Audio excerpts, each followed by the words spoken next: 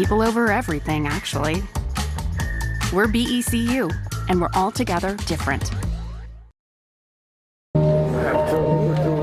Some say love, it is a river that drowns the tender reed. Bless your heart. Everything you do is for others. Some say love, it is a rain that leaves your soul. People love you. I know. All right. And I'm just accepting you today. Well, hello. An endless aching need. I say Peaceful passage, my wonderful friend. It's going to be one. Bob's Choice is a project John Sharify and photojournalist Joseph Huerta worked on tirelessly. A very personal story about one man's decision to end his life on his own terms. And we've got John, we've got Joseph here right now, and I'm so glad you're here because you've done such a powerful piece of work.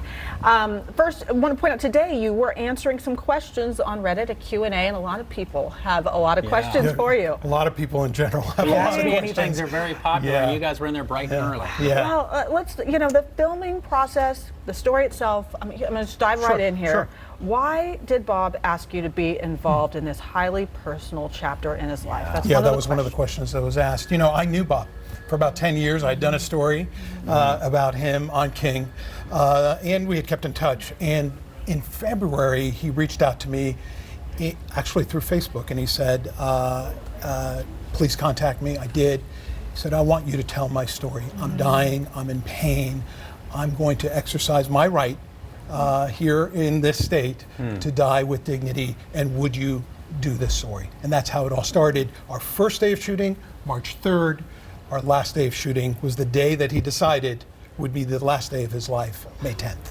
Wow. Yeah. Obviously, a complete emotional roller coaster. Asking these questions today, you had a lot of them, people reaching out to you, like this one saying, I'm a crying mess now, thanks for being there for him. And in that time, what were your feelings leading up to and at the time of death? I mean, you were there, both of you. Yeah, so the question that I got constantly was, what am I going to do the day he dies, May 10th? Am I going to be in the room? Am I going to shoot to death? And I didn't really know how to answer that. Yeah. So instead, I asked Bob, on May 10th, how do you want us to cover you? And he responded. And it was just actually very emotional at that point too. And that was early on in the process. That was just a few days into our 68 days with him. And she said she was a crying mess. We were a crying mess. I would imagine. I remember, afterwards we came together, and it was hard. I mean, it's hard to watch. It was hard to do, but it was a wonderful experience in that, as you saw it, the piece. It's a life affirming documentary as well.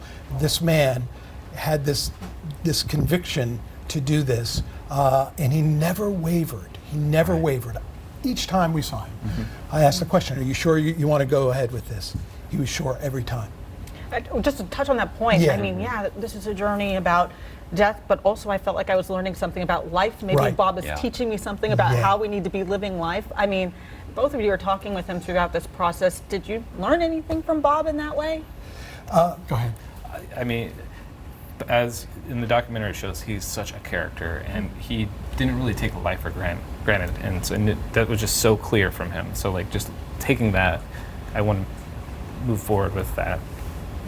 I mean, what he said at the very beginning is, he said, you just wait and see. You're going to spend 2.5 months with me, and you're going to see that I'm surrounded by love. Now, here's the beautiful part of his story, is that people who loved him got to be with him. People who loved him got to say the things that they needed to say, and he got to hear those things and respond. So in that sense, it was a beautiful experience for him. Yeah, this is obviously an amazing thing. Family, loved ones, we got to see them there in that short sample. But one of the questions that came up today that I was super intrigued by was people wondering about the family and the loved ones. Did you guys get any blowback from family on this. Yeah, that was one of the questions on Reddit. Do you want to Yeah, take go that? for it. Yeah, no, I was going to say that. So he has a sister in the Northeast who decided that she did not want to come to his big party that he gave before he ended his life on May 10th. But she was very supportive, ultimately, of course, resisted initially. And those very close to him, obviously were torn by this because they wanted him to continue to fight it. But he was in too much pain, and the reason he decided to do this is he didn't want to suffer at the end. And that's why he picked that date in May, because he knew by June or July things would deteriorate. One comment today, Yeah. somebody watching said he chose to die out loud because he had a point. He wanted to highlight what death with dignity means. Can you speak on that a little bit? Yeah, well, that's really ultimately why he wanted to share his story, is because he wanted people to know about death with dignity, that it is a right. Washington is one of 8 states, Washington, D.C. as well, where you can, if you're terminally ill with 6 months 6 months to live or less, you have the right to get the medication to exercise that right. And he wanted people to know, and when he would tell people about his own circumstances, many of them had no idea that this option even existed, which is why we called this documentary Bob's Choice. What this is really a journey in this one man's decision about his life and about his death. And getting back to your point, he taught us a lot about living and about dying. Good. Well, you both have done an amazing job taking us, a real life look at this law that so many people, talk about and aren't quite sure about. You get to meet the man, you get to see and celebrate his journey with his family and friends. We sure hope that you're moved to go watch this. We've set up a keyword Bob. It's right there on your screen, 206-448-4545. People want to watch this. It's a special, special piece, and thank you both for being brave enough to do it. Yeah. Thank you Thanks for for having us on. All right, Jordan? You guys, we're going to take a look at some text messages. Here we go. What kind of texter are you? Waterfall, raindrop? Kenna says definitely a raindrop texter.